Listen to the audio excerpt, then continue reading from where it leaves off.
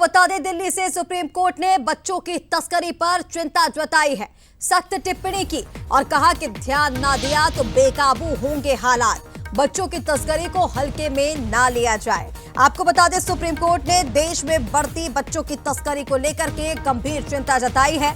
Court ने कहा कि यदि समय रहते इस पर ध्यान नहीं दिया गया तो हालात बेकाबू हो सकते हैं। अदालत ने साफ कहा कि बच्चों की तस्करी को हल्के में नहीं लिया जा सकता, क्योंकि देश भर में सक्रिय गिरोह इस अपराध को अंजाम दे रहे हैं। कोर्ट ने 2025 में दिए गए अपने निर्देशों के पालन में देरी पर नाराजगी भी जताई है।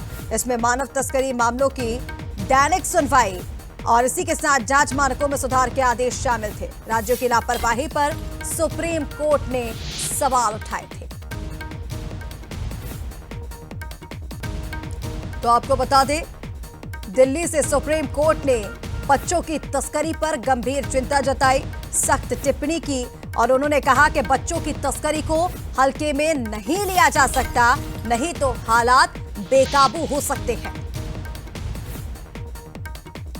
देश भर में जो भी गिरोह एक्टिव हैं, इस अपराध को अंजाम दे रहे हैं, उसको लेकर के सुप्रीम कोर्ट ने यह सख्त टिप्पणी की है।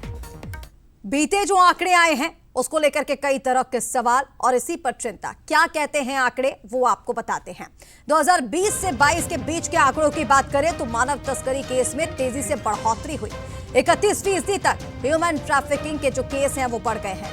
पीड़ितों में करीब 48% मासूम बच्चे शामिल हैं। उड़ीसा, महाराष्ट्र, तेलंगाना में सबसे ज्यादा ह्यूमन ट्रैफिकिंग के जो केस हैं वो सामने आए हैं।